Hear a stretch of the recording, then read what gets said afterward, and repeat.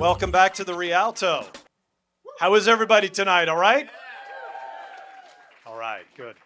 My name is Bill Crandall, and I lead the group of community members who have come together to restore this iconic movie house into a home for live music, theater, art, education, and community events, as well as movies. And we're going to be doing this for all ages. It's spring, it's getting warmer out there, and that means we're getting closer to the state of New Jersey letting us know that they are going to fund 80% of this project. Yes, here comes the but. But in order to get that money, we need to raise $9 million in 1 year, and that $9 million is going to go to complete our construction and fund our early operations. So we're going to need you and all your contacts to spread the word and support us. And in addition to individual contributions, we have corporate sponsorship opportunities, we have naming rights opportunities, and we have board members, they're all back there, hardworking, and they have name tags on. And over drinks and appetizers, they want to talk to you about all this stuff. So tell them all the awesome people you know, and that's what we're going to do after this, okay? Great. So again, it is $9 million, but the good news here is for every dollar that you give, the state is going to add 4. Good deal? Excellent. Okay.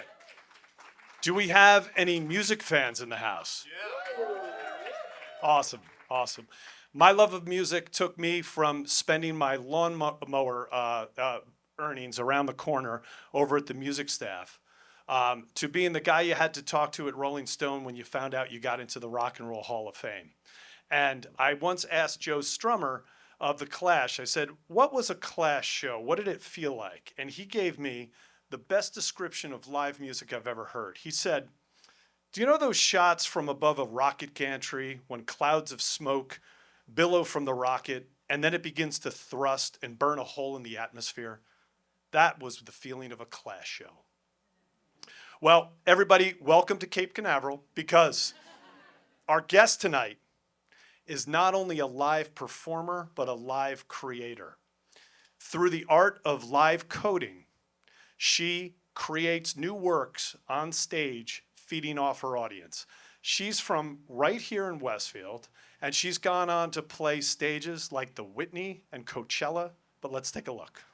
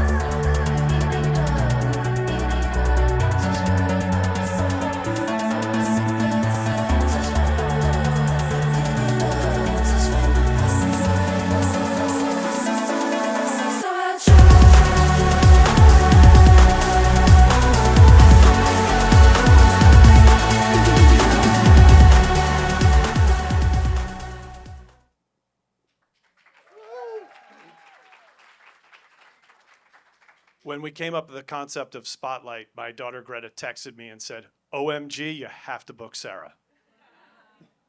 Our host lives in Westfield right now, and he's a member of Elvis Duran in the Morning Show. That is his lovely voice you hear in our Vision video. Please give a warm Rialto welcome for Garrett Vogel and DJ Dave.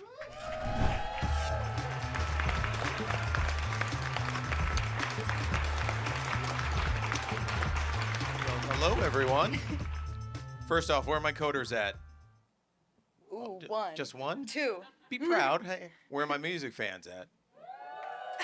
Talk to the coder. We might have a business for you after this. Welcome, welcome, welcome. You could have been anywhere in town tonight, but yet you decided to come here, so that means a lot to myself and everyone here, and I know Sarah as well. Another question. Who here has had Sarah in their house at least once in her lifetime throughout her high school career? Yeah. A lot of you. Save those questions for later. All right. We'll get the stories out of you as well. Sarah, welcome home. Thank you. Thank you. Good to be here. We were talking before. We're like, when was the last time you came? Came back home, and you're like, I drove through town. I don't even remember when. So, what was your first feeling when you came back to Westfield today? Today, Yeah. I mean, it's just crazy to be back here and actually like doing something like engaging with it. Right. Like I was in the high school earlier today. It's like things are so different there too. Like it's just crazy to be back and like see how much time has passed, growing up and stuff. Is But, it yeah. is it weird? Did the high school feel smaller now Oh that you're yeah. I was literally just telling my girlfriend, I was like, everything feels smaller here. Like, and I was very small when I was living here. Right. But like it feels like not proportional. Well, let's just do a little catch up for those that don't know, because I'm sure most of the audience already has your life story and bio just from being friends with you. But starting off here at Westfield, what was that like? Where did that is this the place where music inspiration kind of came into your life? Yeah, I mean, I've always loved playing music and making music. It's always been a really big part of my life. It started out as just like learning instruments. Like I was there, like there you go. I started out on the piano. I'm sure my mom has a good story about like how I started. I think I was like 3 or 4. Mom, when I was she started. into it, or did you have to force her at first? Yeah, yeah. I was really into She it. really could have been like, no, I told her she Yeah, didn't no, want to do it. I'm not lying. I was really into it. And I was like, every time I would learn a new instrument, I think I would be doing it for like a year or less. And I'd be like, what's next? Like, I'm like, I needed to learn as many instruments, as much about music as I possibly could, except honestly, some of the most important things like reading music and like practicing. Like, Right. I never learned that. Um, but I just love music. I always have. Obviously, I was kind of young in these photos. Well, take us to this, Sarah. Who is Sarah listening to musically? Who are you love playing music about? Tell us about this Sarah right now. So this Who are is, you a fan of in this age period? So yeah, it's kind of hard for me to tell how old I was. I can use some context clues because I played field hockey in 8th grade, so that must be in middle school. And I think that was in high school because that's when I got those Uggs. So Whatever it takes to piece the story together. yeah, so that must be the ages. But I also like literally looked like I was 10 from like age 10 to like halfway through high school. So it's always hard for me to tell like how old I was in pictures. But I feel like this is also going to show my age, but Spotify and like streaming services weren't really out until that picture. Right. So that was kind of when I actually started like discovering artists that I really liked. And I actually remember there was a show that I did like right around that time that I wrote a song that was inspired by Fantagram. Like I was like, I'm so obsessed with Fantagram. I was like, I need to write a song that's like that, and I performed it right around that time. Might have even been the same day because that outfit looks super familiar. Obviously, I love, we'll get into why I'm talking about We're turning clothes. this is your life right now. All right. So before we get into music too, I mean, you accomplished so much more outside of music while living here in Westfield. Like you're a track superstar. Well, I don't know. Can we guess which one? Superstar. Can we guess which one? Anyone? Top right. See, they knew without even guessing. Yeah. So tell us about track. Where did that come into your life along with music? So yeah, for those who went to Westfield High School or go there. Who goes there now? Nice, There we go. nice. Front row. I like it. Showing initiative. So the cross country team is the only one that doesn't cut people out. So it was kind of my only option at the time. I was not super athletic, so I was like, let me just do what all my friends are doing. So we all did cross country. Was that like a group effort? You're like, hey guys, I got an idea. It was like Cross country. it was honestly just like everyone did sports. Right. So we were like, what sport are we going to do? Like, we have to choose one. And like 6 of my friends were like, we can't do any other sport. We got to do cross country.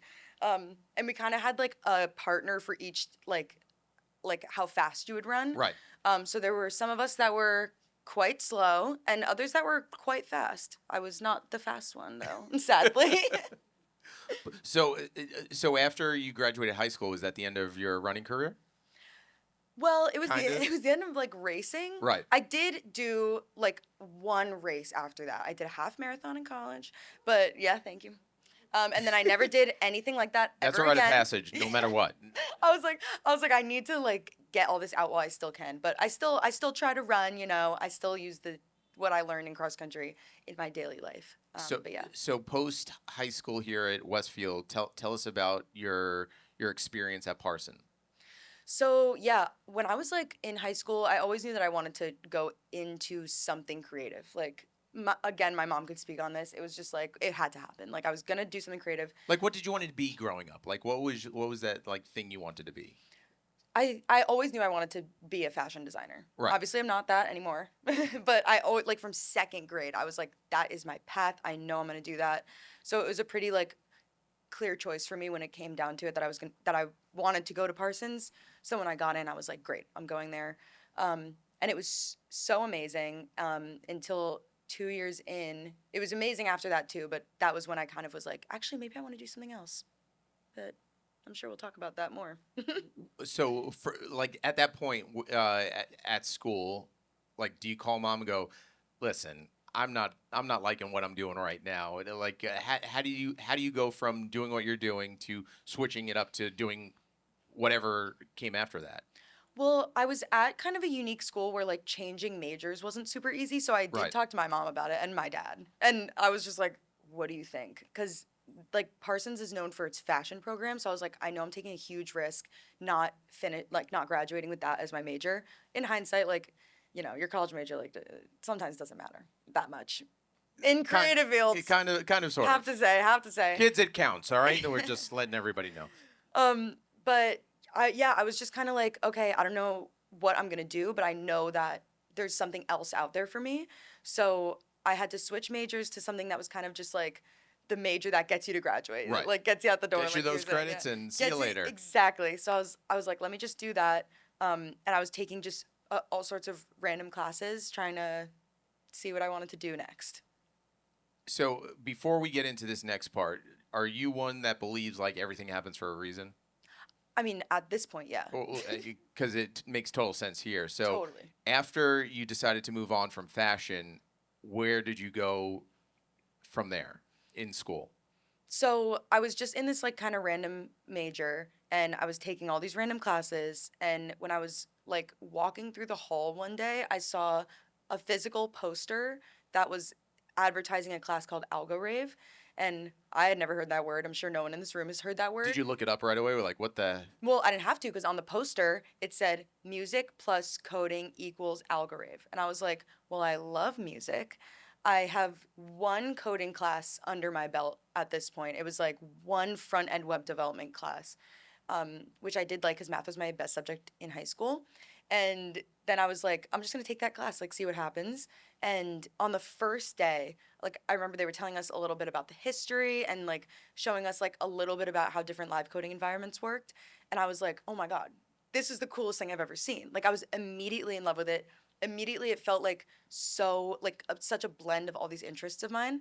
And I was like, I can't wait to like go look up like which artists like make music this way and like How many artists were there that you found? there were zero. Zero. Like there was like now I know a bunch, like they're friends of mine. There was but like their accolades were like someone did like the intro to like a popular artist's song. Right. And like that's it. Or like someone did a show at a museum in London and that's it. And I was like, why is no one playing like Tomorrowland? Like I was like, this should be like crazy. Like I was expecting them to see like that Aphex Twin used it or like Daft Punk did live coding. No one did it. Like literally nobody. So I had a moment where I was like, that means I could do it. Like Right. that means there's like room in this industry for me where as much as I loved music my whole life, I was just like it's more viable to pursue a career in this other really strong passion I have. So I was always like, let me just do that. But then having that realization had kind of made all of like my passion for music flood back in. Oh, that's awesome. And yeah, it just says So yeah. So you take this class for the next couple years, right? It was just one semester. One semester, and then how does that transition into where you are today? Like, what was that move from school to now turning this into your full-time job? So when I graduated college, it was COVID. So it was like a couple months before I graduated, fun. COVID started. Yeah, perfect. Honestly, though, it did kind of end up being perfect because when I graduated, I had a job. I was working like doing like graphic design for a fashion brand because I was like, this is all I know. I Right. have to do it. So I was like working that job, and I was kind of just like making music on the side. Like I was not trying to do anything. I just thought it was really fun, and I was kind of had that like voice in the back of my head being like, if this works, like that would be crazy for you. Like if this picks up any traction, like you're literally in a lane of your own, whatever. That voice was in my head. Um, so I'm working this job, and I'm kind of like making remixes. I don't even know. I was just like messing around, Having fun. truly having fun. And then I started getting booked for these like virtual gigs. If anyone remembers those from COVID, it was like on Zoom and like Oh, it'd be yeah. like someone DJing in their room, but I was like live coding. So I did. If anyone's familiar with GitHub, I did GitHub Universe in 2020, which I got referred to do through a friend. Which I at the time I was just like, okay, whatever. But like to this day, people still say that's how they discovered me, and I'm like, how many people were watching that? Like what? I did not prepare. Like I was in my pajamas. So your first like real show was a Zoom performance. Yeah, my first few real shows. Right, but your first one like really ever Yeah. with a large audience. Like, isn't that crazy to think about? Crazy to think about. Like, It's also just like it was such a moment in time. Like it, hopefully, we'll never have that happen Right, again. So it was just it's funny to think back and be like, that's how my career started. Like, feels crazy. and let's talk about the name too. So where did you decide to go with a stage name? So I mean, I feel like Sarah Davis is a pretty, you know, it's not like the most exciting name for stage, you know? So I was like, I have to come up with something. And then I was just thinking about how like I'm gonna be like a woman in STEM, and I was like, that'd be so funny if my name was like just a random guy, like just like obviously Dave is not my name. My last name is Davis though, as I just mentioned. So I was like, let's do Dave. Like I'll be DJ Do we have any Dave. Daves here, by the way? No. There's usually at least Always one Dave. That's great. That's great. Because sometimes I feel bad saying that because I'm like, there's some One guy named Dave. Dave here. But yeah, I was like, that'd be so funny. Like, I sound like a wedding DJ, like just like DJ Dave. Like, I was like, let me just go for it. And I was also like, it'd be funny if I like got booked for a gig, and they were like wondering where DJ Dave was, and When's I'm like Dave standing showing right up? there. Yeah, Yeah. which has happened to me as recent as like a few weeks ago. Like people still do that, so it worked. But I didn't think it would turn into a serious career. Now you're stuck with it. There's Now no I'm going stuck with back. it. No, I'm There's no super going stuck. back. Super stuck. There's Well, no at going least back. you didn't do like a name generator thing, like Mr. Yeah. Beast. That's how Mr. Beast got his name. Oh, really? Yeah, he was on Xbox and just gave a name generator for his username, his tag. Wow. and I came wonder up what mine would have come up with. Who knows? But we'll stick with Dave. Yeah. We'll stick with Dave. Let's talk about some crazy moments for you. I mean, we heard earlier Coachella, which is a big music festival for those that don't know.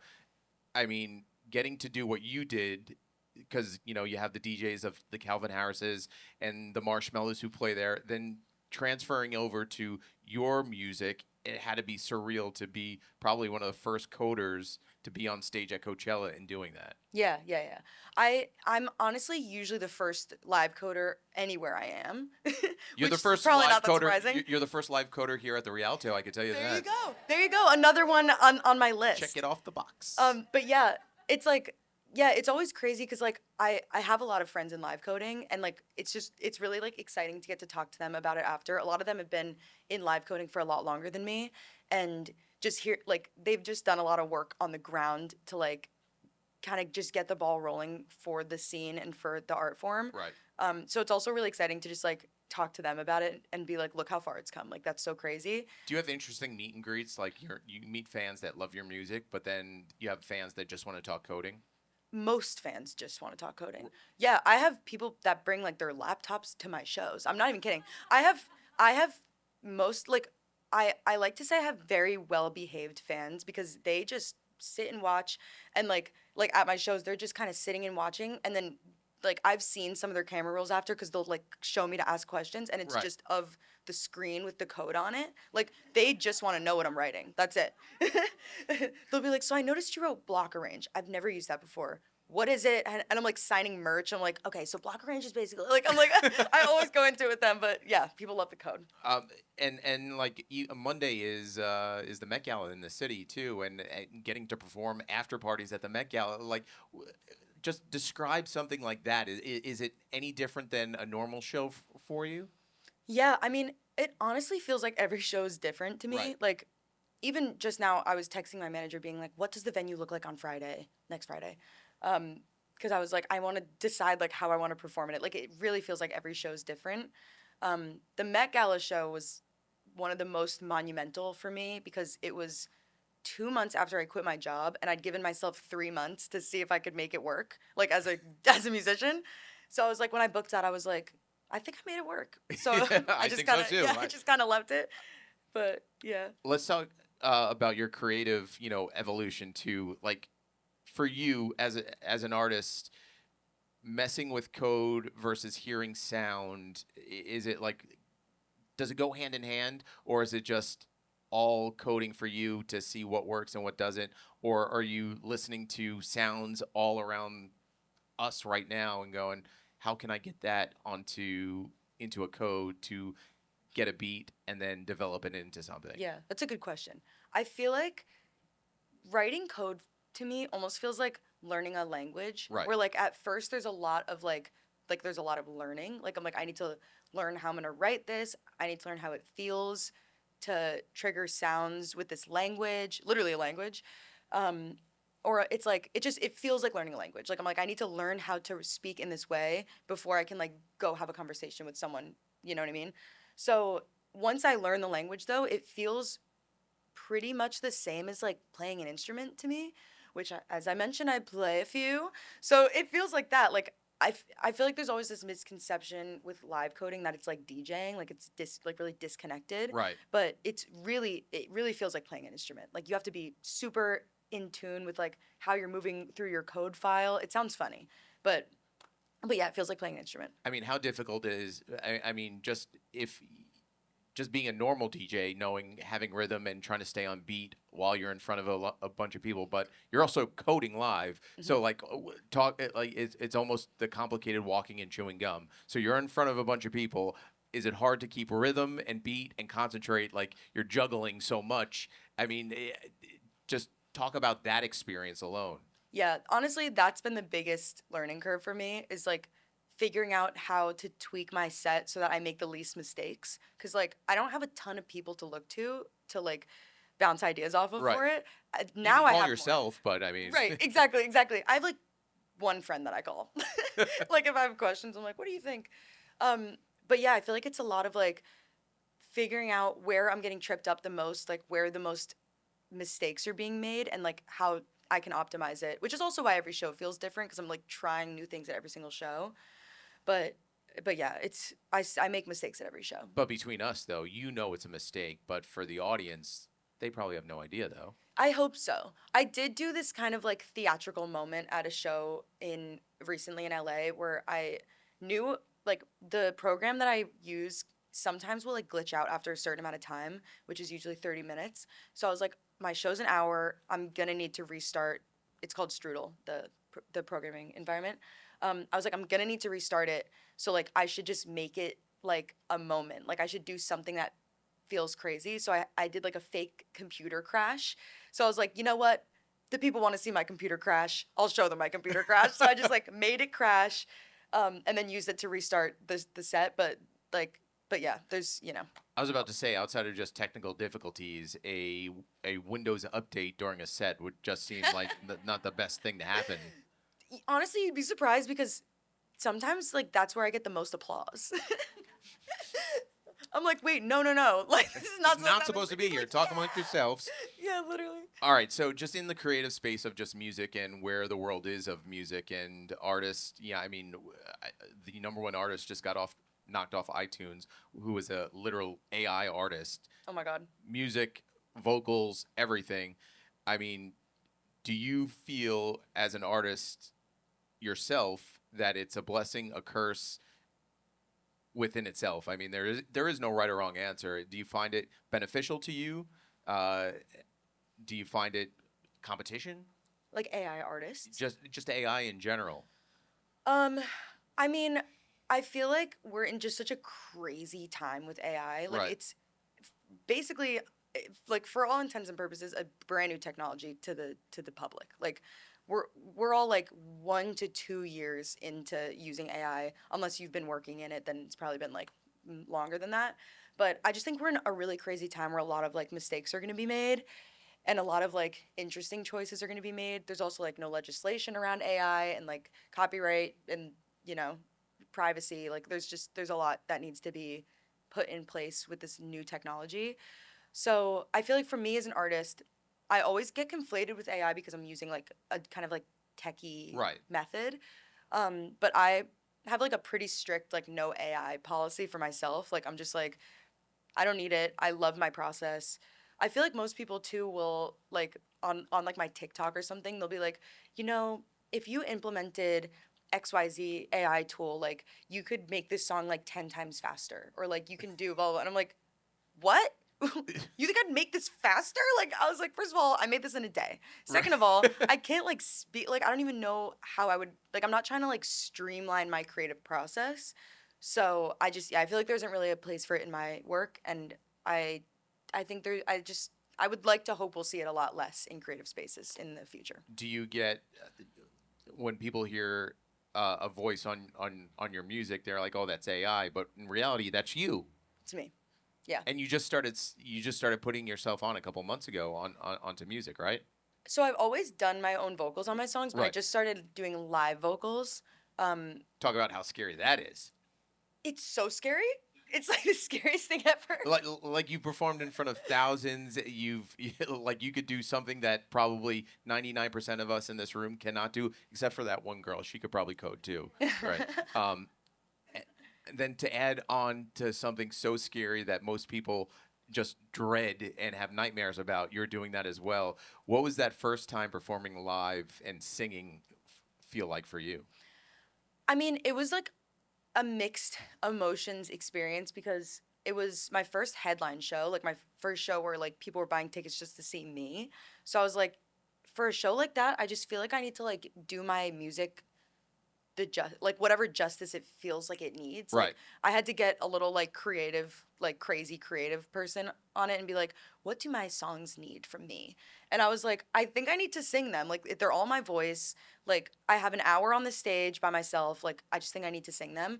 And it weirdly took some of the nerves away because I get really nervous before You would shows. think it would be the opposite. You'd think it would be the opposite. But I think there was just like something about the fluidity of just being like, well, like I have like this additional like kind of instrument to play with that's Right. super malleable. Like I can like I don't need to like there's no bugs that could happen. There's no like I don't need to wait for the computer to say it's okay for me to like trigger a sound. Like I just have my voice. Now I'm getting kind of abstract, but But growing up, though, did you like when you were playing guitar and learning piano? Did you also sing, or I did. Yeah, I did. So I yeah, So I it's kind been of took with a you break. pretty much your entire life, then, too. Yeah, yeah. Me and my sister used to perform together. Did you have a group? We didn't have a group. We should have named ourselves though. We didn't have a name. Well, we're gonna think of one tonight. All right, so walk us through some of these performances. I know this is New York City Pier 17. Yes. Yep, this is Pier 17. There's actually someone in the audience right now who was at a different show of this tour. I was opening for another artist, and he was playing crazy venues, and I was on tour with him for a couple weeks. But this was one of the like this was just like the coolest location show I think I've ever played. Like it had the Brooklyn Bridge in the background. That's But definitely should be your LinkedIn profile, if anything. yeah, right. I need to revamp my LinkedIn. But yeah, it was this tour specifically was interesting because it was the first time I had to really be like, I'm about to play to thousands of people who don't know what live coding is. Like, no question, no one will know. And this was like 3 years ago.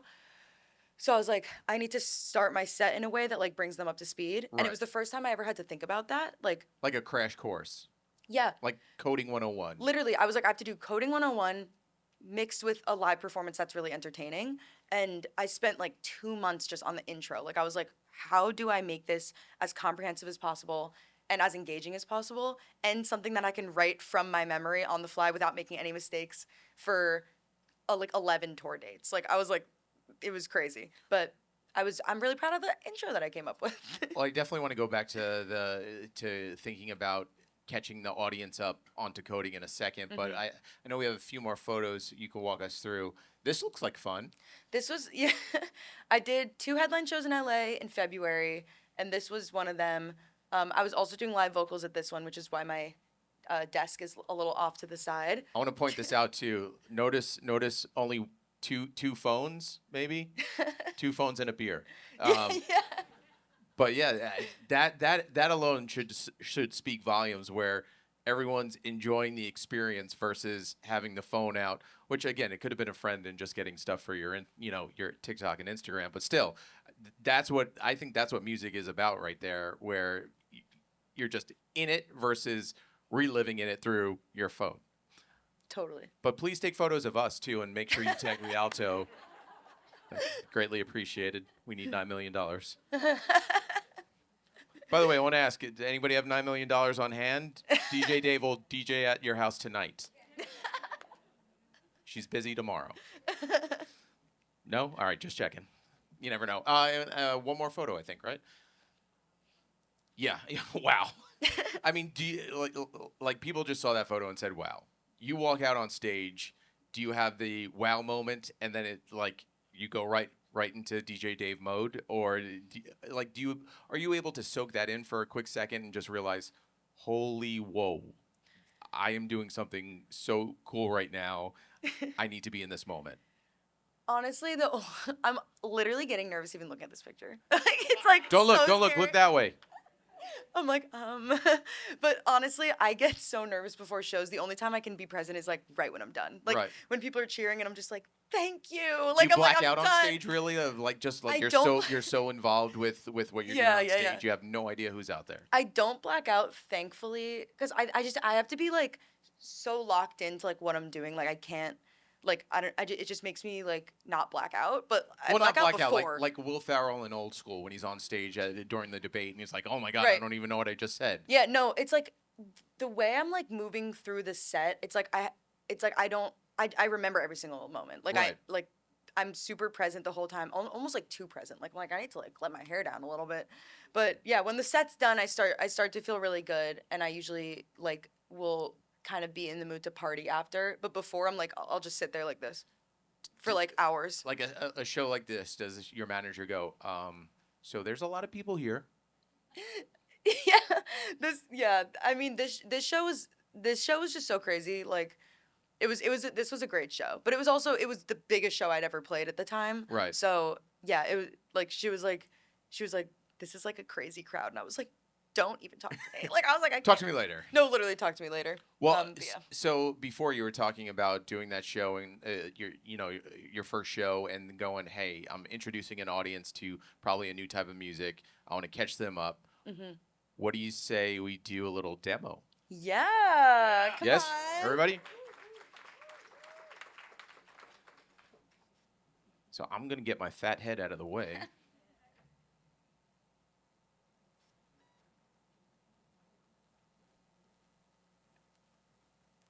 Here we go. It's funny. Some people in here have literally already seen this today. Okay, so I'm gonna talk you through just some parts of what's going on here, and then I'm gonna just kind of show you what it sounds like. So I'm gonna show you bass line first. There is a global key signature already picked out for this. So believe it or not, these are, you can kind of see where I'm highlighting, but these are the notes that I'm choosing. And then I'm having it be detuned. I added an acid envelope. The sound I'm using is a square. And there's just some other things in there that you'll see kind of what it makes it sound like. Not supposed to sound like that for sure.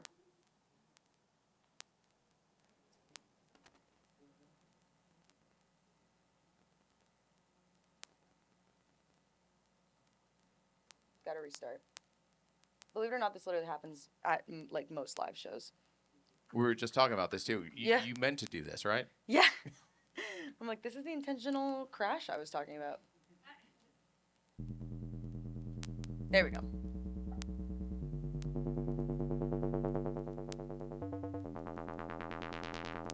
So there's these handy sliders that I can trigger in here that make it like a little bit more user friendly to like change the sound and make it feel like super organic. But you can kind of hear what these sound like.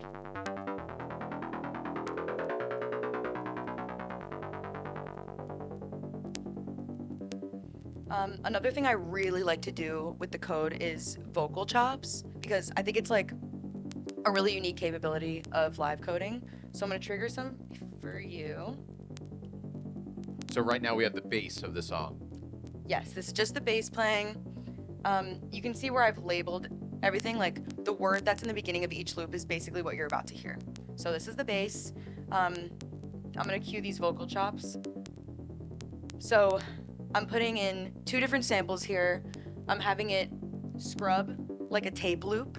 And it's cutting the sample into 16 little pieces and then kind of picking those pieces and playing them back. You'll hear.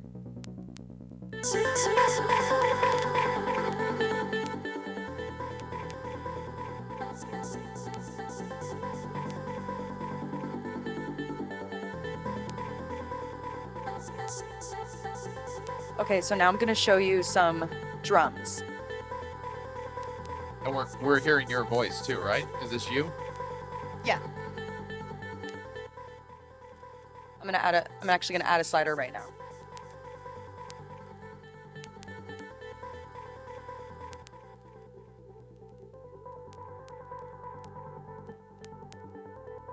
Okay, so up here I have all my drums in this section here. Again, you can read on the side like what drums they are. I have a kick, a clap, hi-hat, open, hi-hat, close, that kind of thing. So if I cue the clap, sounds like that. If I cue the closed hi-hat, and I have an open hi-hat.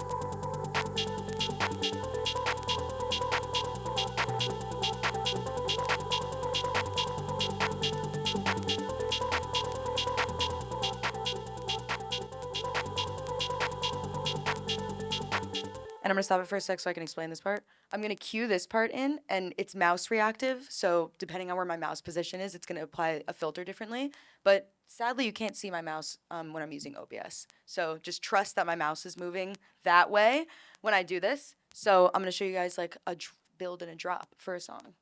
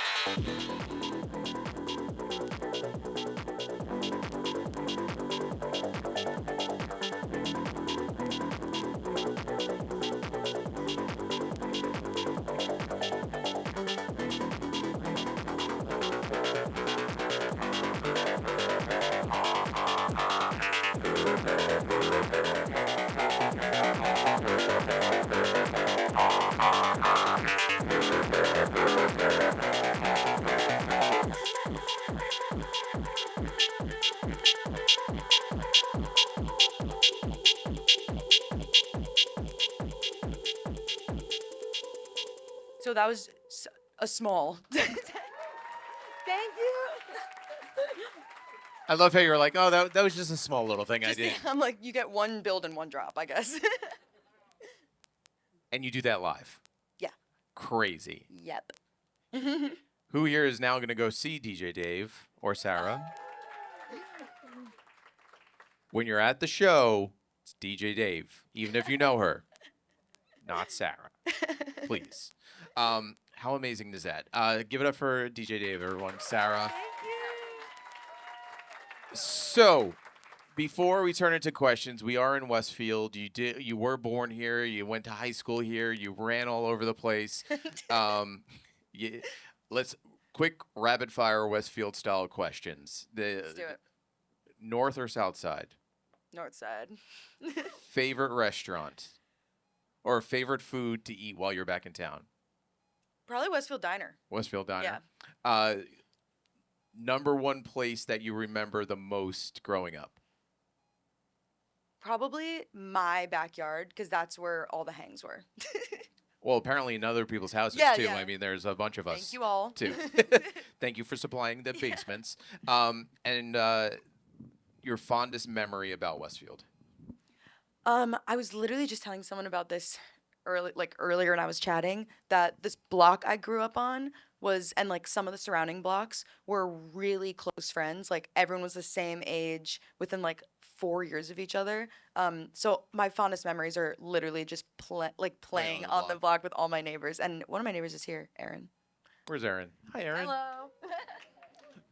And before we turn it over to the audience too, we're in the Rialto Center for Creativity. If this place was around, the Rialto Center for Creativity, when you were growing up, how beneficial would have that been for you as an artist that you are today? I mean, I feel like growing up, I was like, I want to perform. Like, I was like, I want to be on the stage. I want to be in the art show. Like, I just loved being like, getting to show off my art or my music in some way. And I feel like having like such a legit venue in Westfield would have been like would have been so crazy. And it would have been a place where like other people who kind of had the same interests would be able to congregate and like do the same thing. And I think it would have been a really cool place for like-minded creative people to get to do that together in Westfield.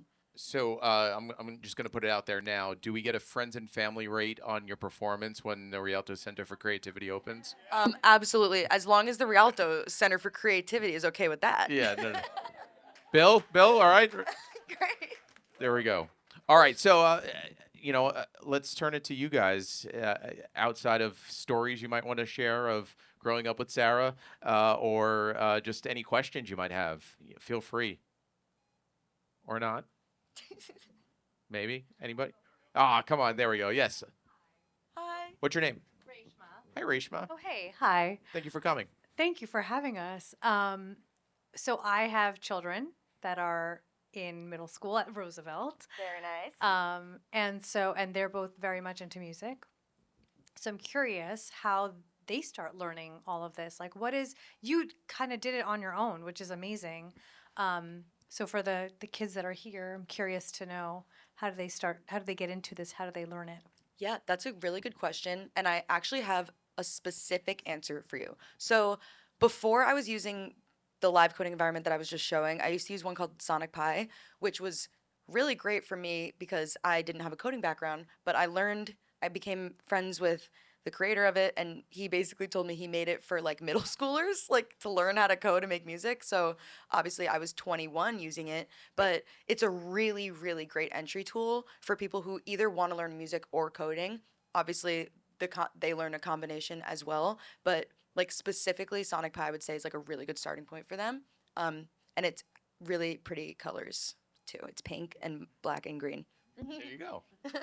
Or was that because you want to get into coding and music too? You're using the kids as a front. Yeah. Anybody else? Who do we got? Yes. What's your name? Owen. Owen. Thanks for coming. Yeah, I was wondering about how, because I was listening to your New Year's Eve 2026 set, the one that's on Apple Music, Nice. and I because you remix other people's songs on there. I was really into the Aphex Twin and 360 one. That was so cool. But I was wondering when you're doing your live sets and you're doing remixing other people's songs and mixing that with your own original craft, do you put those other people's songs, is that integrated into your code when you're coding it and you have it all downloaded, or is that more done in a separate DAW while you code all your transitions and all the remix aspects? That is such a good question. And it was actually a problem I had early on because I was like, if I get booked for stuff, I usually can't play 100% original music.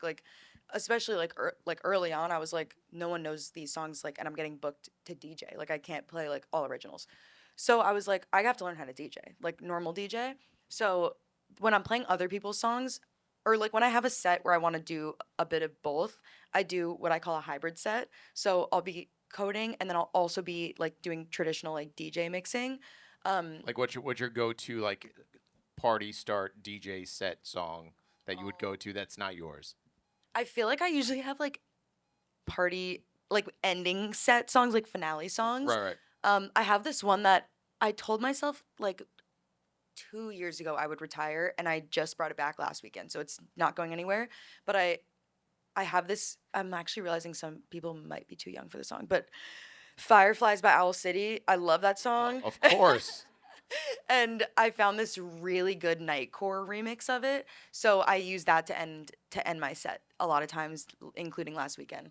But yeah, I kind of have this hybrid setup where I'll plug my computer in with like an 1/8" jack like this into one of the mixer channels, and then I can use the filter knobs. I can like use the cue and like hear the songs that are coming up, and then I'll be able to play other people's music in it. Once in a while, I'll take parts of it and put it into the code so I can like do a transition, like I was explaining earlier today, because he was in the class I was talking to. But yeah, most of the time I kind of just like will use traditional DJing transition methods to like mix them together. Well thought out question. Yeah, very well thought out. What's your name? Hey, my name is Ian. Hey, Ian. One great shout out for Nightcore. It's been a long time since I've had somebody besides me talk about that. So really great to hear about that artist Amazing. and who then became a genre. Two, I know you have one open repository on GitHub with your samples in it. Yes, I'm a nerd. No, by all means, Uh, please. So your songs are kind of unique in the way that you could use things like version control to keep track of them. Is that something you do live? Like when you have an idea and you're like want to save it, do you save that as like a file, or are you version controlling it as you go and then you're able to like revert? Wait, I honestly want to show you. I Can love this. Can I open this again? Can we put it on the screen, guys? So if I were using GitHub, I would probably have like a cleaner setup, to be honest with you. And now I'm kind of thinking I should like You start could even doing make that. like automatic But live save. there's like a little bit of an automatic way. So actually, okay. So We're gonna charge you for her showing you this, by the way. $9 million, by the way. You, Just post it on Reddit. you can leave it with Bill at the door. So it's not super organized. Like it doesn't give me like the like project alternatives per se. But if I go to patterns, these are like all the like like code files that I have saved in this version of Strudel. So Do you know what everything is right here? well, some of them say kind of say what they are. Some of them I legit don't know until I open them. And I told my friend who made this that they have to change this yesterday, but like when you press it, it just starts playing. So it's like really hard to like be live, like looking for a file. But this is how I save them at the moment. I usually keep my most current file in my like kind of like live show organization, like grand master file. But this is kind of like how all the like past versions will be saved. So are you going to Tomorrowland? Not this year, but I mean, I would love to go. It's like Good the fest. craziest festival Would ever. recommend. You been? Yeah. Sickening. Twice? I thought he was about to invite you. How great would that have been? He's a booker at Tomorrowland and be like, well, guess what? Here we are. Like we'll have to talk. Got any more questions? Yes, up front, my friend. First of all, this is super cool. I've never seen anything like this in my life. Thank you. What's your name? Cool. Griffin. Griffin. Nice to meet you. Yeah, you too. Both of you guys. Thanks for including me. Yeah, You didn't have to, but you did, and that means a lot. So. man. Of course. So I produce music. I play music. I'm in a band. I'm kind of a chameleon, and I was wondering if you had advice, because what you do is very niche, I think, and to me. And I really like that, and I love that you turned that into a career within music. And I kind of like scour music and like search all over the place for something that I'm interested in that is not as cookie cutter or like that everybody else is doing, you know? So I was wondering if you had advice on like finding that thing, you know? If that makes sense. Yeah. I mean, that's obviously like always challenging. Like even for me as a live coder, sometimes I'm like, I need to differentiate myself from the other live coders. As if anyone cares. Like I could do whatever. You still like, got to be a one-on-one. Totally. Yeah. But it's just that's so something that I think every creative faces at some point. Like what is like where should I go? Like what angle should I go? What part of my passions should I follow? Whatever. super common. And I feel like I don't know, this isn't like the answer, obviously. I wish I had the answer, but maybe like an area to look into is like sometimes just using like a tool differently can be a good start to something. Like if most people are using FL to make like rap, whatever, you know? um, like maybe like I don't know, using like live coding to make rap is like an interesting angle. Like there's always like a combination of two things can sometimes end up being like its own niche, kind of like live coding. Like there's a lot of coders, a lot of musicians, not a lot of live coding musicians. So yeah, I would see maybe different intersections. Or you're in high school. Senior. You, congrats. Thank you. Like I feel like it took me a while also to just be like, where, like, do I like? Like, what are things that like genuinely excite me? And like, just try to pay attention to them as they come. Like, as you make more art, make more music, like, which things kind of like make you most excited, and just follow those. You know? Yeah, I think I'm at a time in my life too where like lots of things excite me because I'm discovering all sorts of things within music. Because for a long time I was like with one specific group inside of music, and then as I got older, I started becoming interested in a lot more types of things under music.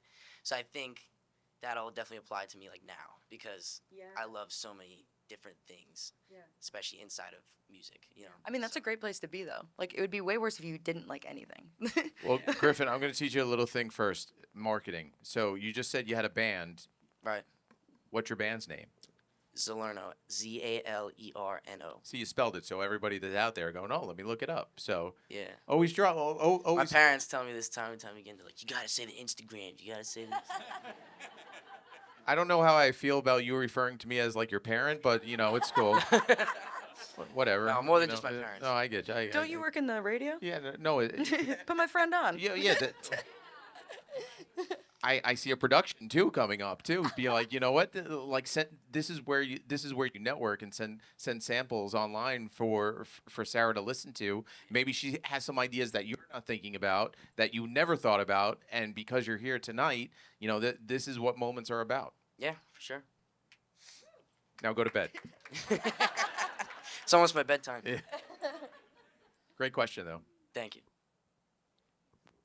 Anybody else? That, and we'll end on Margaret in the back. Hi, my name is Paula. Hi, Paul. I also code too. There she is. Yes. So I was wondering, since you code and also do music, have you ever thought of doing like your own version of Strudel, like making your own music platform? I mean, I would love to. I feel like I'm a few years of like a proper coding education away from being able to even begin, but I have networked my way to having a lot of friends who are good at stuff like that. So I do almost at times feel like I got to do it with Strudel, because anytime I like am like, I wish like Strudel could do this, or when I was using Sonic Pi, a different environment before, I like would just like DM the guy that made it and be like, what if like it could do this? And they would like just push that update. So I can't like do it myself yet. Maybe one day. Maybe I'll like literally go get like a basic just computer science education one day, and I'll be able to do it. But for now, I just kind of like ask others. I smell to a do it for me. collaboration here. I mean, between music and now I mean, coding. if you know how to do it, let's definitely get in touch. If you do create it, we're just going to ask for $9 million. It's very important. She pays us to make it. Yes, no, please. Thank you for your question. Oh, and Miss Margaret, yes. So, Sarah, where do you get I'm right here. Oh, Where'd you I'm get like- inspiration from? And who's the most famous person you've met in all your performances? Okay. Did you say Hershey's Deli? You got a lot of inspiration? Oh, Hershey's is very inspiring. Love Hershey's.